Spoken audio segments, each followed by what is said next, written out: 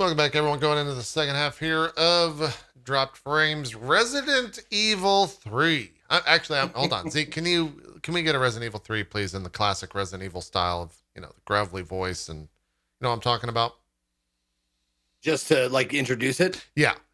You're the man for the job. Resident Evil 3. Not bad.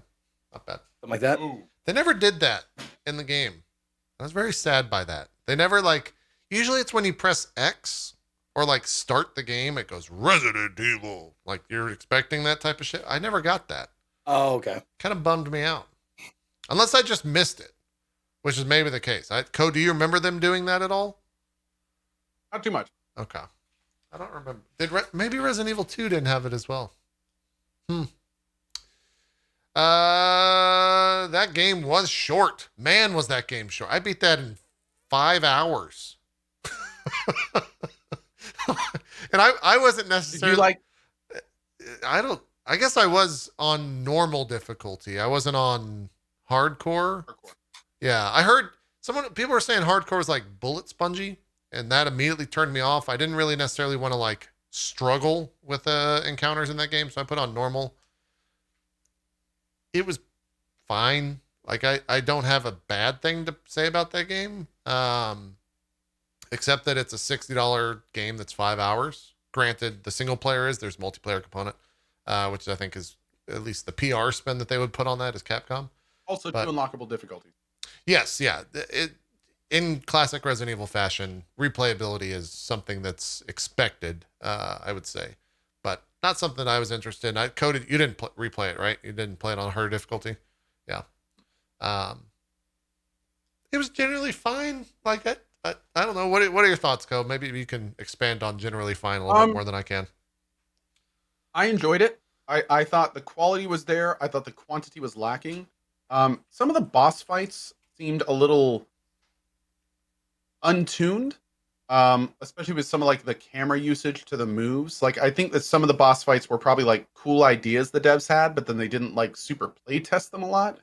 But overall, I thought that the atmosphere was cool. I really liked the more kind of open feel to it. I thought that was kind of fun, being able to lead zombies around and deal with them a little bit more was pretty cool. Hardcore difficulty felt pretty good, although to be fair, I did end up in classic me style with a completely. I think I had 9 full heals in my compartment by the end of it. Oh, I definitely just had that. Yeah. Just boatloads of ammo, tons of gunpowder. That was a little. I certainly didn't feel like ammo was lacking throughout the game. But I did hear that gets a little bit harder on Nightmare and subsequently Inferno difficulty. But no, I really liked what was there. I had a good time with it. It felt like more of the Resident Evil remake. It was fun to play, and I'm glad I did. Yeah. I do wish it was longer. I feel like there could have easily been 3 to 4 more levels or locations, and it would have been this is fine. This is this. I feel like it would have been more standard if there was a good 2 to 4 more locations that kind of flesh the game out. But yeah, I mean, another thing that was a little bit weird is I remember the main bad guy being a lot more frightening. He was not. Maybe it was just. We got to talk about him. I don't know. He felt much more constrained in this, and also I have to admit, it drove me crazy how the main character kept thinking he was dead. It's like I don't know. They're yeah. She just would have.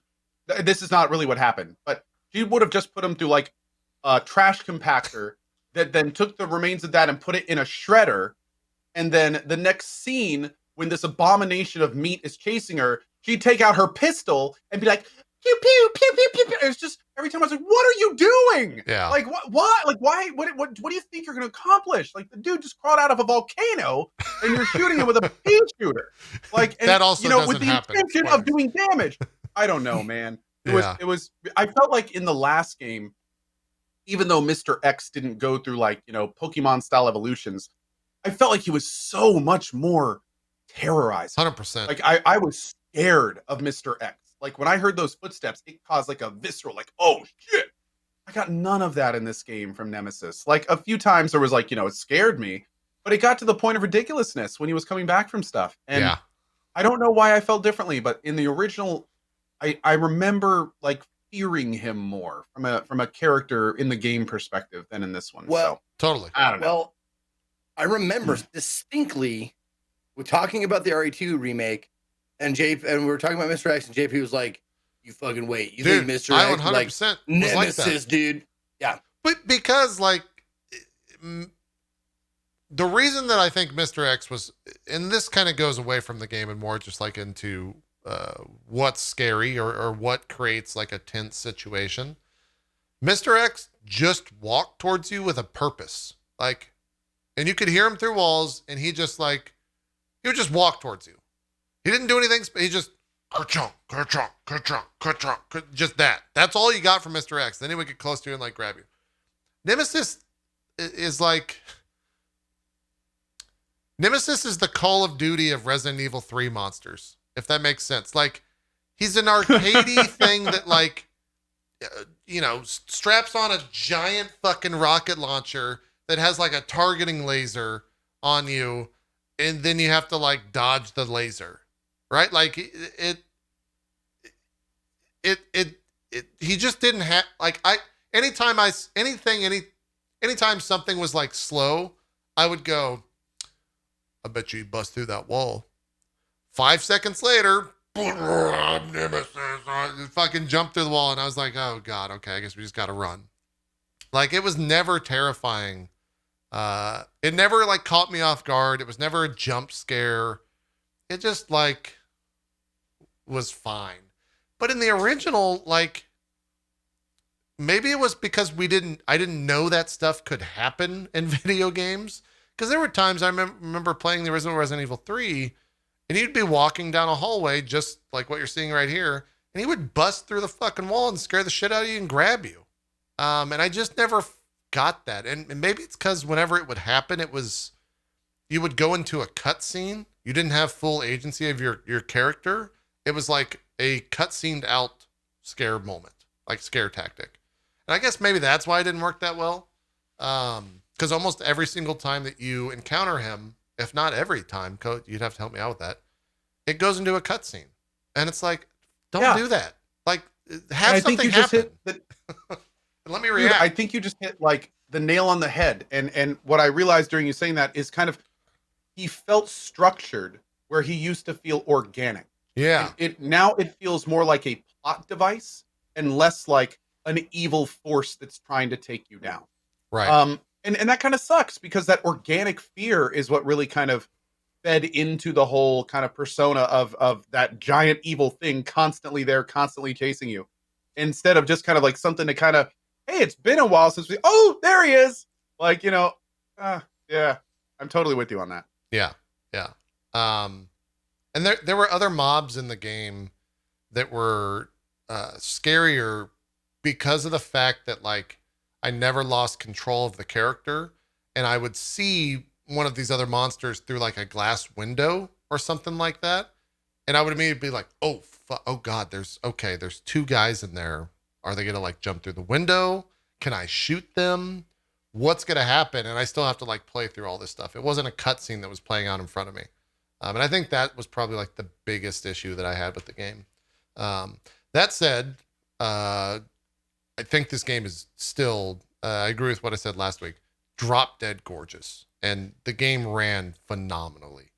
Like, I feel like I didn't have an FPS counter, I don't think. This is co-stream. I don't know if I had an FPS counter on there, but it felt like it never dropped from 144 frames for the entire game. And characters just looked fantastic. I don't know if you did the same in the options. They have that type of option where it tells you how much like VRAM you're using. I bumped everything up to like 8,000 more than the suggested use, and it didn't impact me whatsoever. Did you do the same? No, I don't know what everything up as far as I could get it. What were those options? I got every there? one of those bars Yeah. as far to the right as I could. Yeah. I was so confused as to why it was like, don't run this on your PC. It'll explode, because it didn't have any issues. Your PC will catch on fire. If you smell burning, quit the application immediately. Yeah, it was weird, but it didn't bother me at all, and didn't seem to have an issue on performance of the game. But it looks phenomenal. I will say, I think Jill was much more of an interesting character than Leon and Claire from 2. I just think she had like more personality. She had better one-liners, and she was just like cooler, I think, overall, than the two characters from Resident Evil 2. There was one line in particular, and I don't want to spoil it for Zeke, but I got like an actual like guttural like, holy shit, I can't believe she said that type of situation. It was really good. I think most people know the one that I'm talking about when I say that. But yeah, like she's really interesting character, and really cool. Like I think she was great. The other guy, Carlos, he's got a lot of hair. His hair's kind of interesting. That was the most interesting part about him, his hair. It just looks really good, but also really bad. It looks like a fake wig at some points, but the wig looks real. I don't know how to like describe it, but he was pretty good. He was cool. I mean, he was all right. Yeah. So I just saw the character model and that's Jill, right? Jill Valentine. Yeah. I just saw the character model for the first time up close, and I got like severe Elizabeth Moss vibes. She's from Handmaid's Tale and Mad Men. Oh, yeah, a little bit. Yeah. Somewhat. Okay. Maybe I'm off. Maybe I just need to see more of it, but immediately I looked at it and went, oh, I know her. Natalie Portman, I think, is what a lot of people are saying as well. But yeah, she's cool. I like her as Was character. the original RE3 longer than this? I'm guessing. No. Yes. It was about not by much. Not by much. They were both pretty short. They didn't add in anything extra for this. Is the big takeaway for it. Yeah. But it wasn't that long. Yeah. I don't know. The original RE3 was like 5-6 hours too. Well, it was like 6 to 8. If you go to like how long to beat, I think it's 6.5 is the general average on. I want to say there was a clock tower thing in it that I don't see. I recalled that as well. There is a clock tower in this game, and I saw that clock tower, and I said, "Wait a minute, is this the game that ends with you on top of a clock tower with a rocket launcher?" And I think that's Veronica, or was that this game? Yeah, that a lot of people were talking about Veronica in conjunction with this game. Oh, Chad is saying it got cut. So that was Resident Evil 3, where you fight the helicopter with a rocket. No, that's Metal Gear Solid. I was gonna say, I don't think there's a helicopter fight. Yeah, that's straight up Metal Gear Solid. You fight like Nemesis or something with a rocket launcher, right? I forget. It's been too long, man. I'm gonna be honest, I don't remember. Yeah, because I did remember something with the clock tower. That much I kind of vaguely recollected. So yeah, I'm with you there. Yeah. Huh. It's a high D, right? No. So no. Zeke, take your headphones off for a second. So does the fight then? Hold on. There you go. Does the fight then with the clock tower, is it filled by the boss fight at the clock tower? I guess. I don't know. That's a good question, chat. Because yeah, that was definitely part of that fight. Yeah. Also, that fight had really bad. Was weird. In sense of like, it would go up to the tower, then it was. Yeah, I don't know. I had just banked all my mines. So when I went there the first time, like I just fought him for like 20 minutes, not making any progress. And then finally I was like, okay, I'm clearly missing a gimmick. And I just went back and got the mines and walked back in. And I was just like, I stuck a mine on a wall. And it's like, oh, well, Jesus.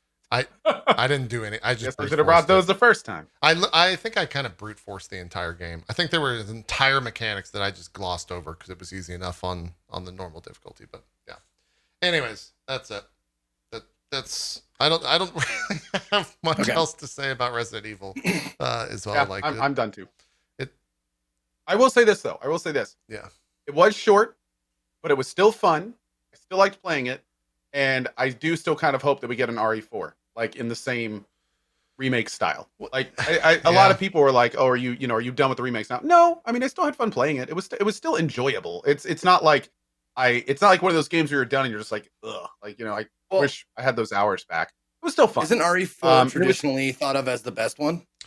It's yes and no. It's thought of as like RE4 was a monumental game in terms of just like games.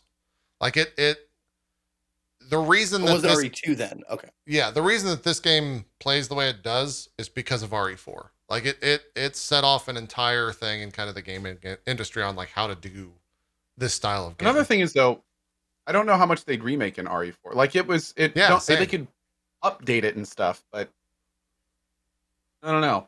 I don't know.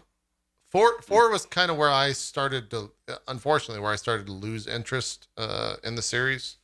And then not lose interest, but I guess, I don't know how to say it. I think RE2, like, I had such reverence for the series, and then RE3 still existed, and then RE4, I think I was just playing Quake at the time, so I didn't play it necessarily. And so I kind of moved on from the series, but I do know that like RE4 is beloved by fans. So if they did a remake of that, it would come across very well. But one of the things that kind of is funny enough leaked out is that they're working on Resident Evil 8 right now. And they're saying it's somewhat of a departure. Village. Yeah, somewhat a departure from kind of the normal Resident Evil. And it's called Village because 8 is VIII, which is Vil. Yeah. And they're saying that what's his name is back?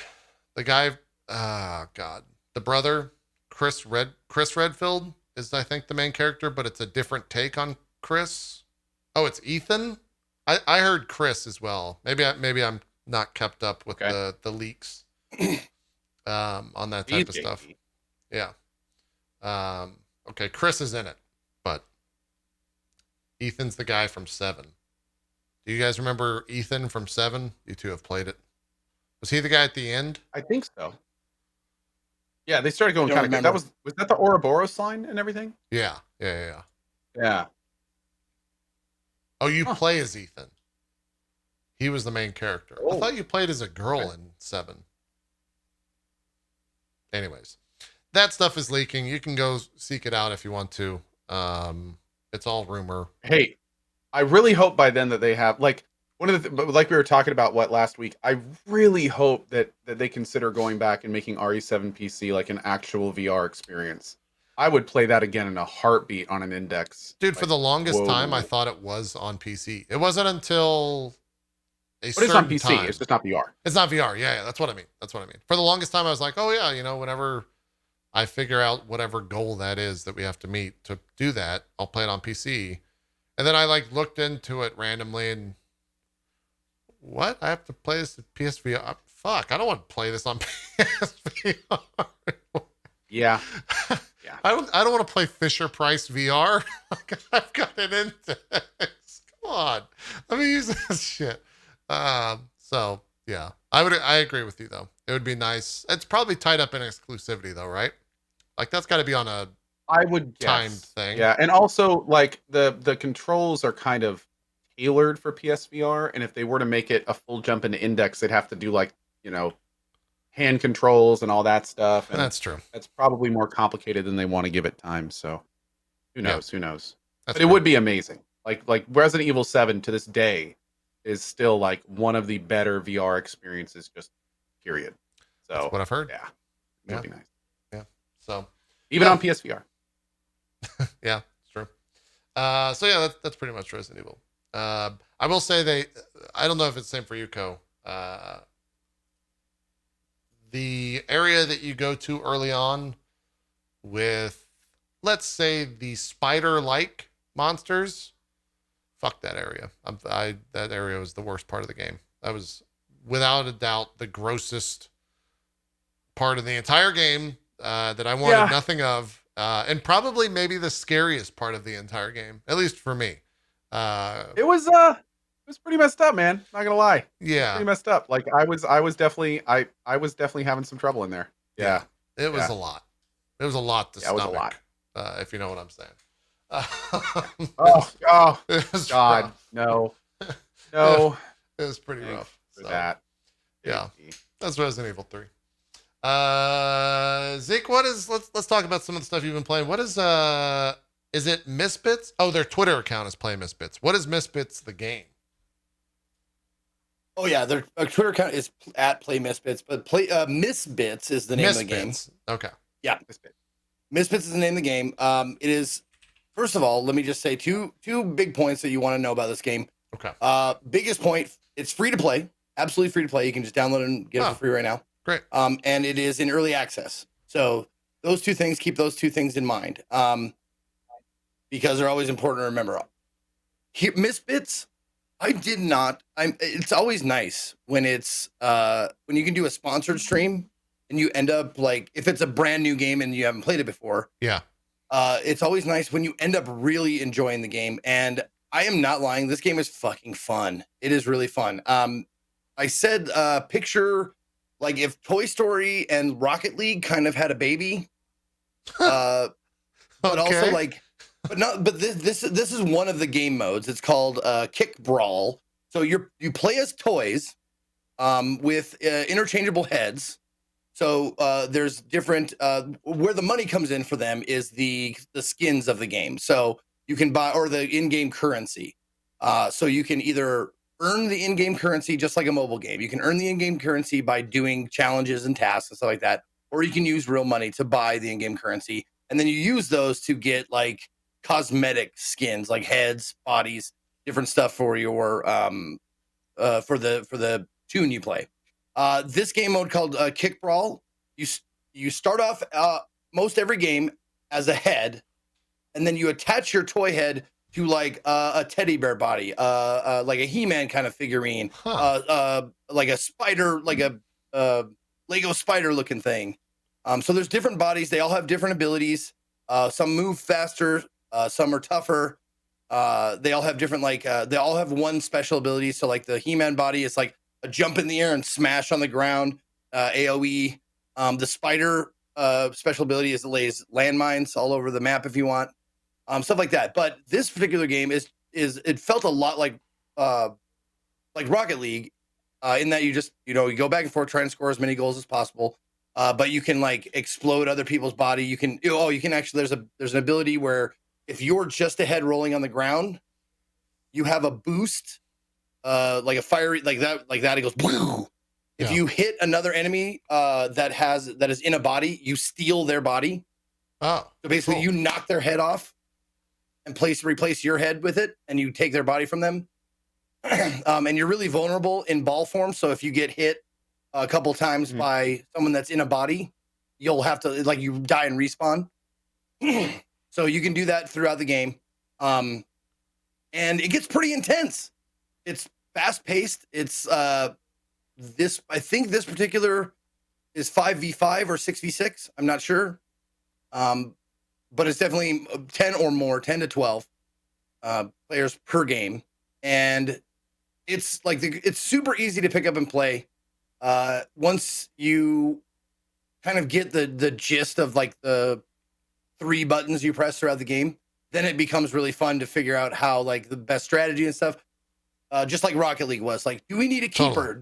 Should we just attack the goal at all times and stuff like that? As far as in-game communication, there is a chat box. I'm not sure if there's voice yet. I didn't check it out, but I know there's a chat box if you want to chat back and forth. One other thing to keep in mind that was kind of a bummer, but it is early access, so like, and it's free, so I have trouble complaining about it.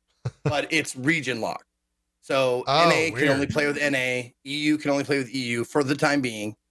But if you can play over a VPN, if you have one, you can play over a VPN to get to bypass the region lock.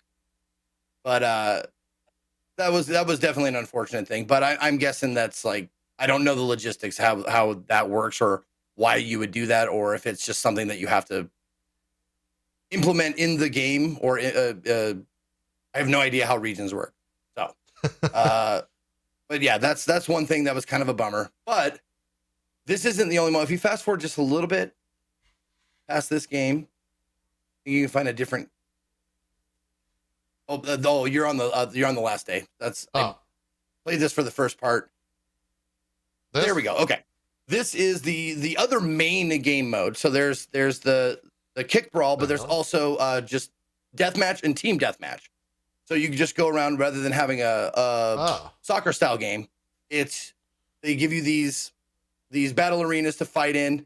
You can do all or teams or whatever. And all of them have different features.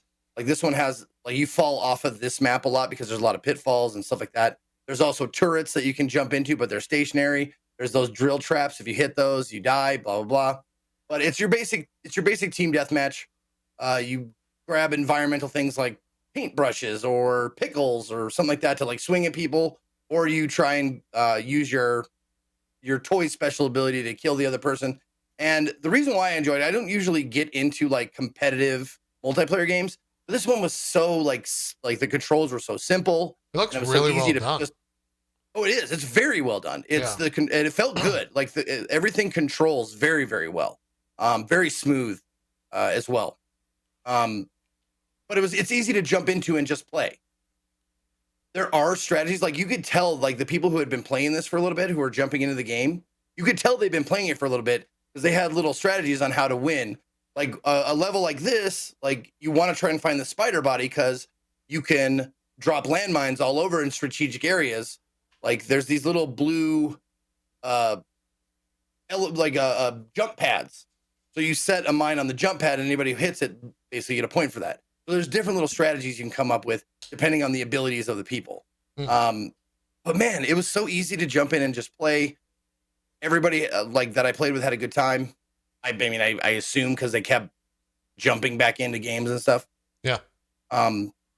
But the other big thing about this game is I think there's a section on this video, JP, where I'm doing like, it looks like a creation, like Sandbox. No,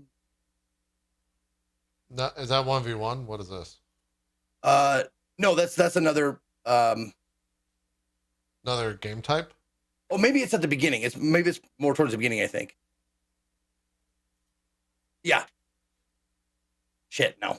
Anyway, I'll just tell you. Okay. It's fairly easy to explain. They have this thing called I think it's the toy box, I want to say. And it's a complete level designer, but you can design levels, rules. Oh, here it is. This is it right here. This is me like placing blocks.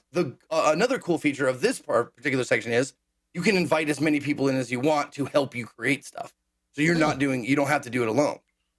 Oh, that's cool. So I had like 10 people in my toy box that we're just I mean, we didn't like organize each other to create stuff like together, but right. Everybody was like off on their own, like creating whatever. They were just playing around with the assets and stuff. So you can make that's one of the really cool things about this game is you can do level design, but also different game modes, different rule sets, and stuff like that. It's a bit like Dreams in that fashion. Like there was a game mode where it was called like Sumo Bears or something like that, and the whole idea was you were on this like kind of small platform, and the teddy bear has attack where he just belly bounces, and that's all you could do. All the other attacks were disallowed. So all you were doing was going around like charging up your belly bounce and trying to just bounce people off of the map, and whoever had the most points at the end of the game won.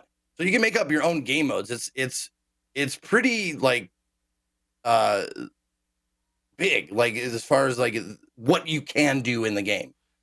Is this a indie game studio or like the game studio fully developed? It's published, and like, well, they might have had, I don't know if they have had like a money injection or something like that, but it's published by 3 Black Dot, which is pretty big. It's developed by Powwow Entertainment.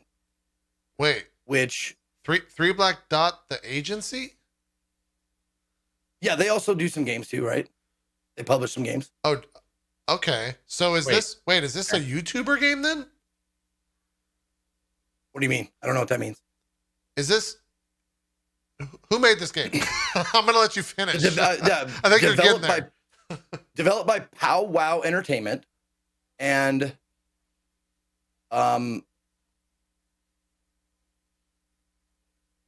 Purple Lamp Studios. And I'm looking at their stuff on Steam, and they don't have a lot of like titles on Steam. Huh. Because isn't now we're going down a rabbit hole where I'm making a lot of guesses. Isn't Three Black Dot the people that made Syndicate's game, which was that horror game that was big for a week? Or is that a completely different thing? Someone's agreeing with you. Yeah, Ace Dead Attorney, Realm. horror game. Dead Realm. Realm. Huh. So I wonder if this was made. This is a stretch, but I wonder if this was made for like 4 content creators or 4 YouTubers. Or if that was just a game that they worked on that was for Syndicate, and then this is a completely different thing, which might be the case. Because I could definitely see where like the idea to have this type of creation stuff in here would play into that, but it might be something where I'll just do my own research and try to figure it out. Because this does. Yeah, if you want to check, you can just go to MissBits.com if you want to check out like. It seems fully like realized. It seems like a fully realized project for sure. It seems kind of fun, to be honest. Like what you were showing looked like Rocket League with a spin on Rocket League, so to speak. When you were showing the arena stuff earlier, or when we were showing the arena stuff earlier, it looks pretty cool. Absolutely. Yeah, and it has a ton of potential, especially with the level creator and stuff like that. The reason why I said it's kind of like Dreams is because you can go through and look what people have created. Yeah. And you can play their game modes, and rate them. Huh. Like, out of 5 stars, you can say like, oh, I really like this game. I'll give it a thumbs up, and it'll like the star level will go up based on how many people have played and liked it. Oh, there's a thumbs down too. So you can thumbs up or thumbs down, just blah, blah. Sure. But I remember I played a game that I thought, so if you jump into a game, a creator-made game mode, I thought it was like an unfinished project. Start the game to make sure that it's not, because the physics and like sometimes the death plane, that if you fall off something and you're supposed to die, the death plane doesn't work right at the because there's a not practice mode, it's warm-up mode. Warm-up mode, death planes, some of them don't work until you actually start the match. So I thought it was unfinished, and they're like, no, it doesn't. Some of the functionality of the game in the warm-up is different than the functionality in the actual like match. So just be aware of that in case, because I was like, oh fuck, this one isn't finished yet. Let's try it again. And someone informed me that. I went, oh, okay, that makes sense. Gotcha. Cool. Yeah. That looks, you said Steam is the platform where this is available for free? Yep, Steam. Mm-hmm. Cool. Yep, you can get it for free right now. Cool stuff. Yeah, that game looks pretty fun. Looks like a perfect game for the current state of the world with alcohol and friends. That seems like a perfect myriad of things right there for sure. It does seem like it'd be great with alcohol. Yeah, exactly. I could see some rage occurring in here, fueled by, of course, alcohol in the fun ways. Cool. That's MissBits. Oh, and this game mode, I just wanted to point out something in this particular game mode. This was a creator-made game mode, but it has a lot of customizability that I was unaware of. It's not just like level creation, but you can also like fuck with gravity. Like this place has like half grav or a quarter grav or something like that. So you're floating a lot. So there's a lot of different like things you can do with it. I was actually very surprised at how deep this game can be. Seems very sandboxy in that regard. Yeah. Which is cool. For sure. And then what was at the end of this VOD, you were jumping into we can talk about some FMV stuff. What's the name of this game? Because it's not MissBits. No, this game is called The Complex. Oh boy. Okay. Whoa. The Complex, brought to you by the same folks who brought you games such as The Bunker and Late Shift. Ah, okay. And yes, that is the actress from Letterkenny, if in case you were wondering. Oh, okay. I have not watched that, but that makes sense. Sure. Yeah. Either. There's a couple of pretty like fairly famous people in there, like Eris, the from Game of Thrones, from Final with the moon door. Oh, okay. All right. Gotcha. She's in it too. She's Scottish. But yeah, there's some good actors in this. This game is developed and published by Wales Interactive, and you can look on their their Steam catalog, and there's a lot of FMV games that they have published. Bunker, Shapeshifting Detective, Late Shift, yada yada yada. Right. It is $11.69. Nice on Steam right now. Normally $12.99, so $13 at most. It's a 2-hour experience that you go back through and get 8 endings. Oh, So it's one of those games where it says at the end of a playthrough, it says, this is how many scenes you have discovered. This is how many endings, or this is the ending you got out of, actually there's 9 endings, I guess.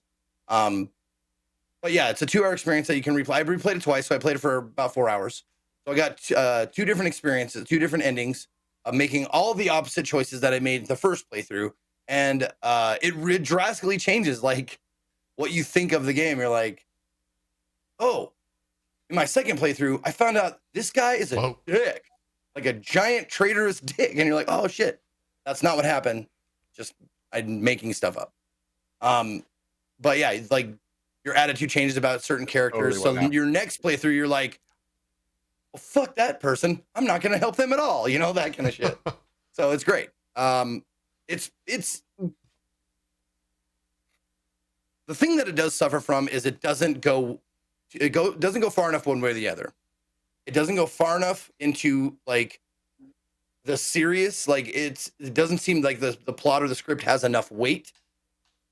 And it doesn't go far enough into the other, like campy, goofy, or something like that. It could go one way or the other, and I think the game would be better for it. But it's good. As far as FMV games go, it's right in the middle of the pack. It's pretty average. I enjoyed it.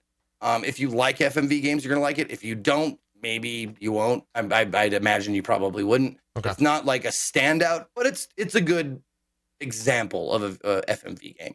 Sure. I personally love them, so I have a good time more often than not whenever I play one. The worst thing it can suffer from any of these FMV games, and maybe games in general, is that they're boring or they drag. This one had certain spots, but it was pretty action, like plot point sequences were pretty like close together. So it kept you interested in what was going on. Cool. Yeah. Cool stuff. That's the Complex. You said $11.69 on Steam, right? Yep. Cool. Nice. Cool. Cody, you played some other stuff. You played another VR game, Boneworks. We haven't had anyone play that on the show yet. How was the old Boneworks? Is it Boneworks? How was Boneworks Post-Alyx? Okay. I played it for about 3 hours and I wasn't done. Oh, that was your review. I thought you were gonna you're going into something. It wasn't okay, comma. It was okay, period. No, it was okay. So the thing with Boneworks is there's some cool stuff about it. It now what I didn't know, and we need to be careful here because I said a whole bunch of stuff and I got very educated on this stuff. So Boneworks is basically started as like a big VR tech demo. And it's like and it very much kind of feels that way too. There is like this kind of loose story you go through and there's some interesting environments and stuff you go around, and there is a main kind of plot you go through. But the game does very much feel, unlike Alyx, that you're just kind of walking from challenge to challenge, and you're kind of like, figuring out puzzles and doing this here and, figuring that out there and that kind of thing. The combat felt pretty good, although again, pretty basic. And I did like a lot of the things about it. Some of the puzzles were pretty creative.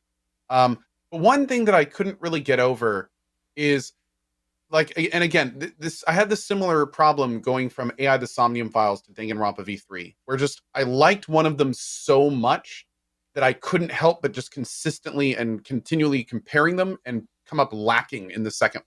Totally. So for Boneworks, there's a couple things that really kind of stood out for me personally. I'll start with the negatives and then kind of go on the positives. First of all, they messed up left-handed controls. They just messed it up. Because what happens is, in Alyx, when you switch to controls, everything switches. But in Boneworks, when you switch to controls, only the movement does. So the buttons and stuff don't. So for instance, you're supposed to be able to move with one hand, and then on the other hand, hit the jump button. So you run forward and then you jump. But the jump button never moves. So you're stuck with a controller where you have to move with your thumb and then press the button at the same time. So to move around and jump in the game, I had to use 2 hands on one controller, which was super awkward. And then another thing that it does interestingly well for what it is but I came back feeling like I really didn't like the decision to do it. In Alyx, whenever you look at something, you look at it, you hold down the control, and that is the character holding it and interacting with it. And as long as you hold down the trigger, I should have said, you hold the trigger. As long as you hold the trigger, you are interacting with that object. So it felt very intuitive. It is either on or it is off. I'm either holding or I'm not holding. In Boneworks, it takes advantage of the grip system on the controllers. So when you're using or interacting with something in the environment or you're holding an item, you have to actually like grip the controller. Now, that sounds kind of cool in principle. The problem is when you're naturally holding the controller, you are gripping it. Right. Just So yeah. like when Okay. you're running around, you're constantly in a grip format. So like it made it very strange. I kept gripping things I didn't mean to. I would like throwing things involved doing a throwing motion and then opening your hand and then relying on the strap to hold the controller on. So then you kind of have to re-grip it when it came down. It didn't work nearly as well as I feel like it did in Alyx. Now, here's the thing. It is important to mention that I have heard many people prefer the method in Boneworks. They feel it's more natural. Now, Me, I hated it. is it like, do you feel like if you did it too hard, would like the controller would just go flying off your hand? Well, yes. The thing is now Okay. the controllers. I don't have one near me, but the Steam Index controllers, they have a nice strap on them, but the strap is not super tight. So if you were to do a throwing motion and have your hand open and kind of like in a certain direction, the controller will fly off your hand. Yeah. Like you can fling the controller off your hand. And doing a natural throwing motion without paying attention, it could fling off your hand. So that made the Okay. now what I would have to basically do to throw it is like hold my palm up. So you kind of like throw it, and then it looks kind of like you're doing like one of those like throws, you know, where it's like you're kind of like tossing weirdly with your hand. So yeah, it didn't feel natural. And again, the thing that I found in this game over and over is that I kept gripping things accidentally. So I'd be like moving by something, and all of a sudden my character wouldn't be able to move. And I'd be like, what's going on? And I'd look back and I'd realize like, oh, I'm just holding the controller, but my hand in the game is holding onto a bar or something. Oh, weird. So that was kind of just like it wasn't very intuitive. Another thing that I noticed, and I think I kind of doomed myself a bit here because one of the reasons I really noticed it was because I read a review from some Half-Life developers, and they talked about in Half-Life Alyx how what they wanted you to do, they anticipated because of VR and the way that VR interfaces with most people, that most people would be teleporting. And because of that, what they do by design in Half-Life Alyx is they want each teleport location to have an interesting or at least something to see, an interesting thing or a set piece or something to see. So funny enough, I actually went back and looked at my Alyx playthrough, just skipped through it every so often. And it's very right. Like almost everything in Half-Life Alyx, there is something to look at almost everywhere you go. Be it like a new area of the level or something like in the environment or just all sorts of stuff. So the reason they did that is they didn't want players to feel like they were just warping to get from like one place to another. And because of that, they didn't have a lot of these like large, big open spaces of nothing. That's the opposite of Boneworks. Boneworks is just like large open spaces of nothing all the time. And it makes the world feel kind of large and empty and like there's not a lot there. Now, granted, it is by design in the game a simulated world. You are in a VR world, and it's supposed to be like this large kind of open-ended VR world. And again, it is a tech demo, so it's almost not fair to compare the two. Yeah. But it did kind of stand out. I realized that like a lot of the time I was just kind of like running through large open spaces with like not really a lot to see or do, or like a puzzle coming up in the background and I just have like a long walk to get to it kind of thing. And I don't think VR really caters well to that. It didn't really give me like a sense of scope or a large feel. A lot of times I was just kind of like walking around, kind of just, you know, going from point A to point B, nothing lot to do. And it's kind of like I play games to escape this. So you know, it was a little strange. Again, going from like Alyx to this. Now, again, it's important to mention that it's not a super fair comparison because Boneworks is again like a big VR tech demo essentially. And it wasn't bad. Like the stuff in Boneworks, it worked pretty well. Some of the puzzles were really intuitive, like I said earlier. But yeah, the whole kind of thing felt okay. And after I'd been playing it for 3 hours, I was just kind of like, I didn't really have an urge to keep playing. I felt like I had seeing all the controls, all the stuff they had done. I was kind of frustrated with how the controls were working for me, and I just wasn't having a super good time with it. Mm. So I said, you know what? That was Boneworks, and I fired up Mountain Blade 2 for the rest of the stream. Yeah. And granted, I enjoyed my 3 hours. I didn't like quit out of disgust. Like, it was a fun 3 hours. It wasn't quite enough there to keep. I've seen in chat a bunch of like memes about the stream. What was chat so adverse to what you were saying? If you can talk, maybe you didn't see chat because you were wearing VR, but people in chat are just saying that like, oh yeah, chat was really not, not super into what Ko was saying about the game. What were they saying that you were saying wrong or that you were experiencing wrong? Do you have any idea? No. Okay. I skipped. I apparently got by a lot of the tutorial, but they were just like, the tutorial was like half an hour, and it was like really broke down a lot of the different things, and like I was in my mind, I thought there was like a game on the other side of the tutorial, so I just kind of went through it. I don't really remember too much. Okay. I was just curious. Chat. Like, I do read chat during the VR streams. Yeah. So that was more a point of me I trying mean, to. if anything, one of the reasons I actually switched games is I noticed, especially in the last half hour, a lot of people weren't really enjoying it. Huh. Like, they just a lot of folks were talking about how, like, oh man, I miss Alyx. Oh, this isn't, like, maybe when is he going to try Walking Dead, stuff like that. Like, I kept seeing comments over and over, like, okay, like, when's the next game, and stuff like that. So I was just kind of like, if I'm not really having the best time and chat wants to see something else, then I'm going to go ahead and move on. But right. No, I didn't. Yeah, it was the line of questioning was more so that I could understand what you were supposed to be missing, apparently, according to chat. But if you weren't seeing it, then it sounds like you didn't very miss much. So yeah. And granted, I played it for 3 hours. Apparently, it's like a 10+ hour experience. So there's probably a lot of stuff I didn't see, and I mean, maybe it got better in hour 5 or something. I don't know. I only played it for a few hours. But yeah, it's just, again, I feel like 3 hours in a game gives you a good indication about at least the general type of game you're going to be playing. Yeah. So and I just don't think I was feeling it enough to really keep going at the time. Sure. Yeah. Yeah. I really wondered. We had talked about when we were last episode and the episode before that, we were talking about Alyx, like the fact that it's the game that we're going to compare all future VR games to. I wonder if that's like ruined VR for us. Where, like, I don't know, man. It's going to be tough to play any other like single player experience in VR. I mean, it's also another good thing to mention. Boneworks was made by like 14 people. So again, comparing it to like a Valve title is like, it's not, like I said, it's not very fair. But yeah, like, it'll have it's to be crazy. like completely different genres.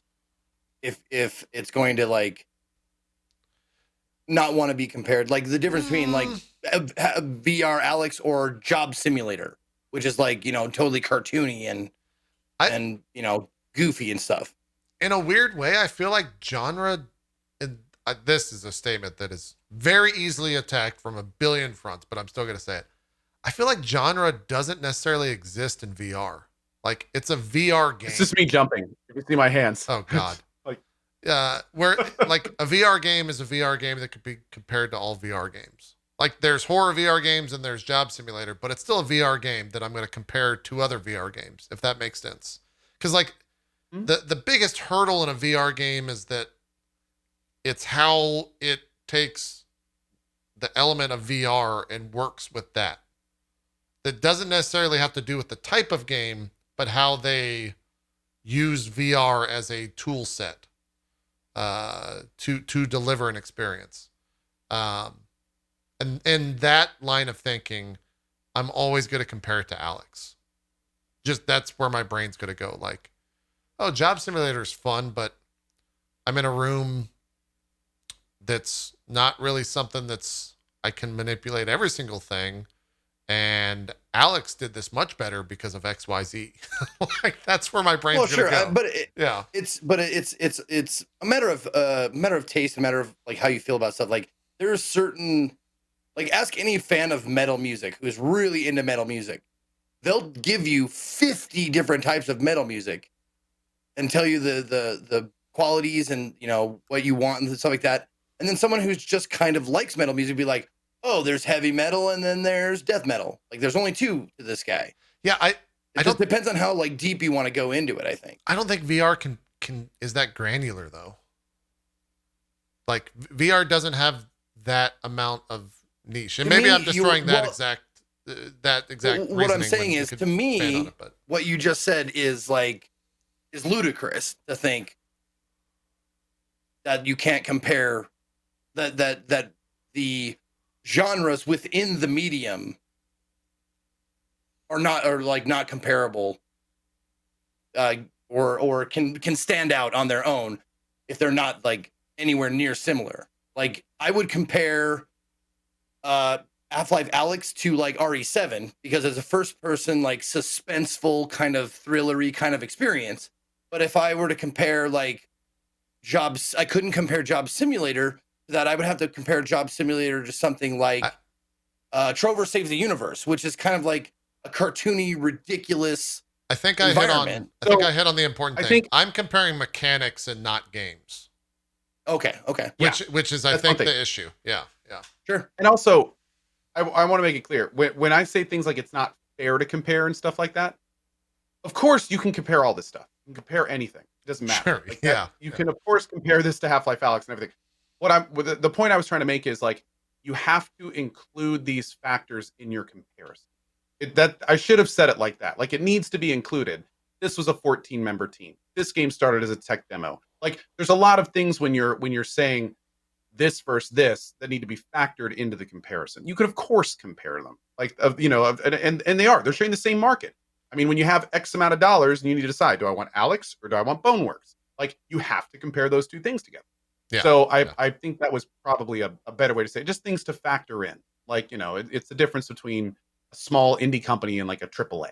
Yeah. And when you're talking about like polish and things of that. To steal from someone from my chat whose name I don't understand what it's supposed to be. But JP's comparing how they use VR tech, not what game they make. And I think that's where I'll always struggle because I'll play a VR game and think like, well, Alyx did this and that was the best experience that I've had because they did this in VR. Why didn't this game do that? Like that's going to be the hurdle that I have to get over mentally. And it's just because in my mind and in my opinion, Alyx did everything the best that it's been done in VR. Not necessarily the game itself, but just the environments, or not the environments, but the mechanics around VR, the VR-ness of it is what made it so good because other games have tried to do stuff with that and it's the immersive elements, the obvious rigorous testing. Like they had a lot of resources and they used those resources. Right. It's going to be hard to kind of go back. Yeah, I agree. I agree. Because like I'm looking at that, like seeing you just fall right there, one would make me fall to my knees and probably throw up. But two, it just looks like a subpar experience from me watching. Granted, it's completely different to play it, but yeah, I'm kind of getting a lot of like, well, I don't need to play this type scenario from everything that I'm seeing here. But that's just, that's my opinion, and that's just how it is. And apparently, like chat was saying, this game does get different towards the end of it, and we don't know what that is. Maybe one day I'll research that and try to find out. But if somebody were to write me a compelling argument, like, hey, later in the game, there's like a whole storyline and it's combat oriented and it gets really good. Like, it's not the kind of thing that I've sworn this game off. Like, yeah, maybe we'll go back. Also, I've heard apparently they're making more of these. So maybe if the next one comes out and it's really, really good, then I'll go back and revisit this one. Like I tried to say, and like I said in my tweets and everything, and even at the end of this, not a bad game. Like it was okay. I had a good time. I spent good times in it, and I didn't rip off my headset in frustration when I was done. I just, I wasn't super jazzed. Cat wasn't super jazzed, and I felt my time was spent in other places at the time. So sure, yeah. Well, I'm glad one of us played it out of the three of us because I think it is the game that comes up like, oh, dude, have you seen Boneworks? Have you checked out Boneworks? Like I bought it, but I never jumped in and tried it myself. So I'm glad one of us tested the waters, so to speak, and we're able to jump in. So that's Boneworks. Maybe we'll go back to it one day.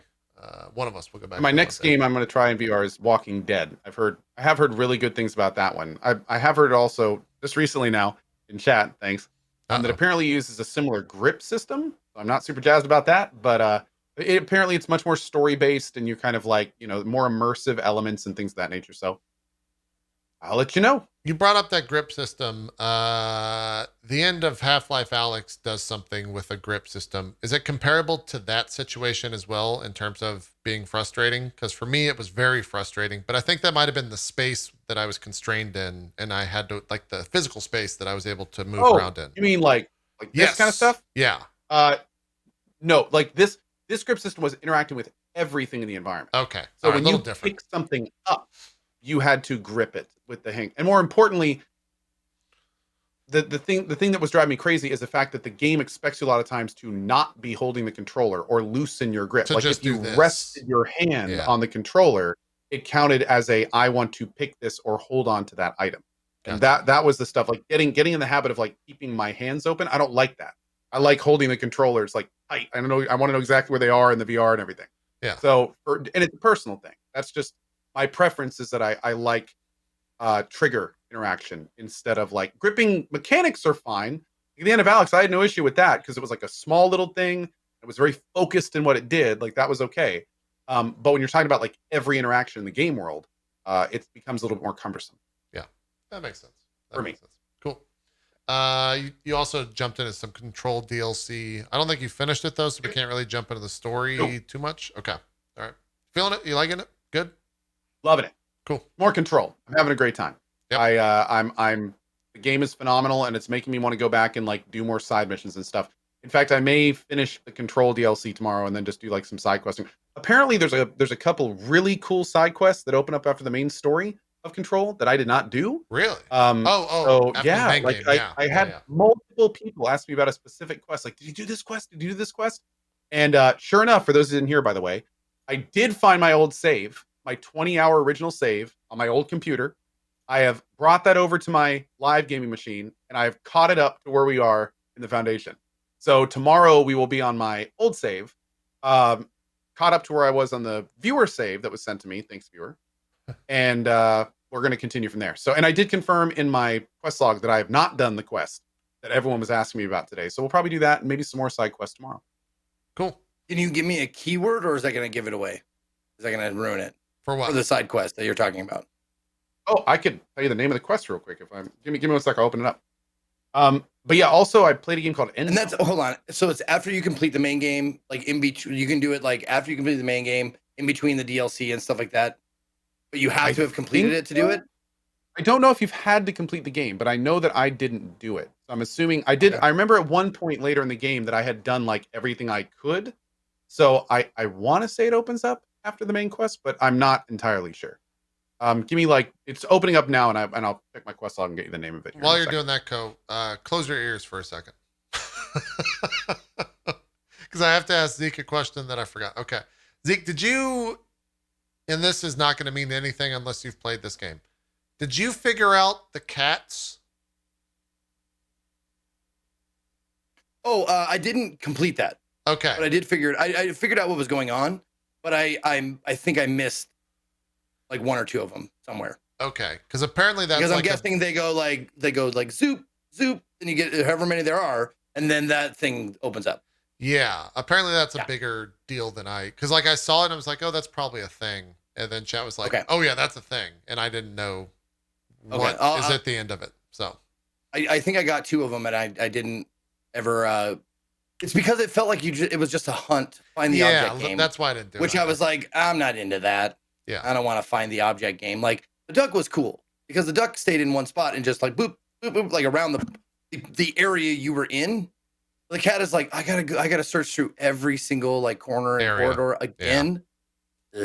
Yeah. Apparently they, as one of my mods, Reggie, is pointing out, like they go in to be like legit puzzles. Like it's a fully fleshed out deal. Okay. So I didn't do it. Anyways, yeah, we're good. Go. Yeah. We're talking about random stuff. What's the name of the quest if you found it? And actually, I do not think you need to complete the quest. In fact, you guys may have already done it. It's a quest called Self-Reflection. Okay. Did I do that? Yeah, I apparently missed that. as I went through my main playthrough. So it was one of those kind of. I think it might have been an optional side thing Oh, that I that's didn't do. that's the one, Zeke. Mirror Quest. Zeke, I know you did this one because you had the I did. optional. Yeah, we had the optional thing. Yes, there's a thing Yes, that I you have get not from done that that quest. that is really cool. Yes. Yeah.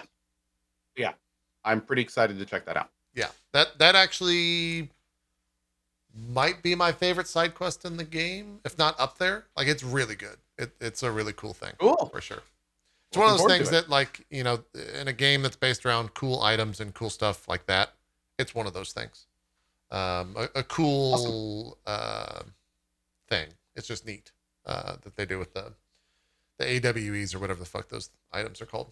AWEs? No. That's the name of the next expansion, I think, too. Yeah. What are the name of the power items? I don't. Objects of power. Objects of power. Objects of power. Yes. And AWE. It's one of the The cool oops. objects of powers. Exactly.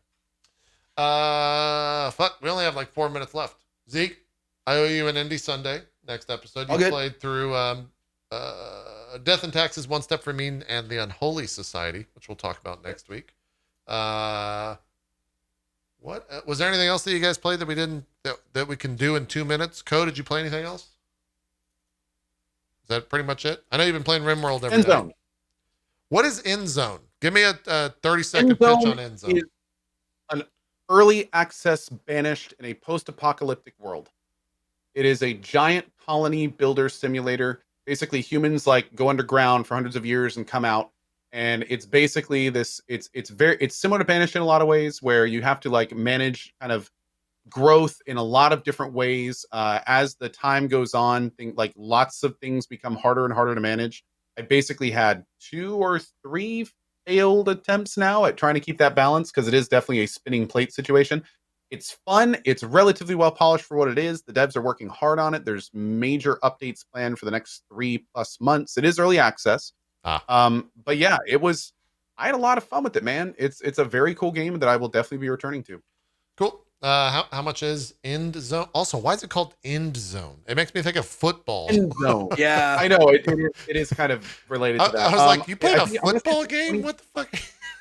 I know, right? It's end zone because I think it's like you're in the end, like you're in the zone and it's the end of it. Like it's basically like, you know, this is the end of everything else, and like you're just that kind of like name. restarting it. I'm not into that name. I hear you. That I hear you. explanation was so good. Terrible. You're in the zone at the end of it. I don't know what else to say. all. It is called End Zone Dash a World Apart, if that helps. It's currently $28 with 15% off on GOG, and it may have a deal on Steam as well.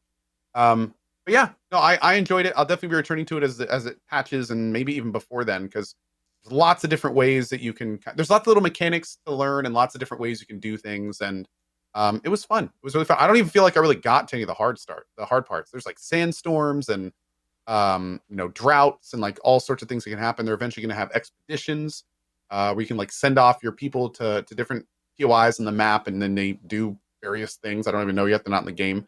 Yeah, it was a lot of fun. I enjoyed it, and clearly a lot of creative building potential for those that enjoy that kind of thing. Seeing the name of this game and our shitting on it, it makes me think like how hard it must be to name a like post-apocalyptic style or like this style of not necessarily what the game is, but the setting of the game. There's been so many like takes of that genre. Like, how the fuck do you name this shit that hasn't already been used? Right? Like, it's got to be. I don't know. What's the name? I of have this an game? idea. What's the name of the game, Zeke? Name it. Where are we going? Okay. What are the basic mechanics of the game? Tell me. It's like a world building sim. Construction and survival. Construction and survival? Yes, you're constructing a post-apocalyptic colony survival / construction game. Okay. The name of the game would be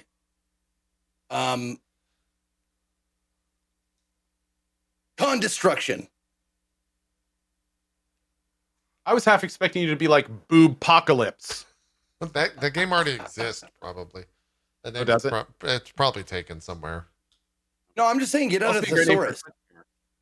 Like what's a synonym for end? Like terminal zone. Terminal location. How about that? Oh wait, if we terminal look, what about end zone?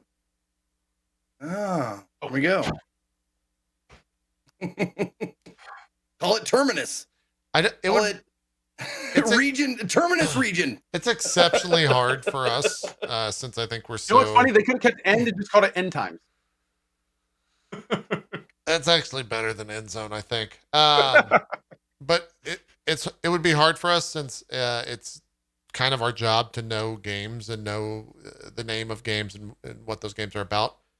But a fun segment, as we're a show that's all about segments now, would be for us to just open up indie games or take indie games that are submitted and try to figure out the name of it. Like get a full synopsis of the game and then what's the name of this game? I bet you we wouldn't get a single one correct. There's no way. There's no way. I'm with you. Yeah, it'd be too tough. It'd be too tough. That's going to do it for our show. We're done. We're over our time. Zeke, you want to do some shout outs? Sure, I'd love to. Do them up. Okay. What's up, everybody? Thank you guys for tuning in. I'm honestly looking up synonyms for end and zone. So, limit region. No. Call it the limit region. It's bad. Call it no. How about this? Deadline section. I love it. Anyway, my name is Ezekiel III. You can find me at or / Ezekiel _I on Twitch, Twitter, and YouTube. I personally won't be broadcasting after this, but I personally will be watching twitch.tv /table story for another episode of Gone, which is a sci-fi thriller-ish kind of a role-playing game. So if you guys want to watch some tabletop stuff, head over there. I'll be over there watching. Maybe I'll be playing. Who knows? We like to keep it a secret. But if you want to catch me playing video games, RPG. I will be back on tomorrow at Thursday, or excuse me, I will be back on tomorrow, which is Thursday, at noon Pacific time, finishing up Persona 4 either tomorrow or the next day, depending on how long I take. But I know I'll be finishing it very, very soon. So if you want to catch the end tomorrow and the next day, and then after Persona 4 is done, jumping into Doom. Nice. Yeah. Nice. Tune in next week where we see if Zeke's actually finished Persona. I bet you he hasn't. Next drop frames. Bet you it's Shut not up. Oh man.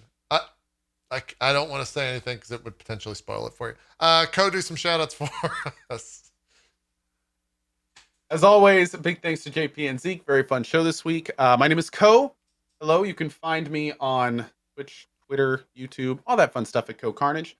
Coming up later this evening, we've got Cozy Wormworld, as we have been doing at 7 p.m. EST for a little bit. Tomorrow morning, we'll be playing Control, finishing up the Foundation DLC, and maybe some side missions and stuff as well, getting all prepared for the next big Control DLC later this year.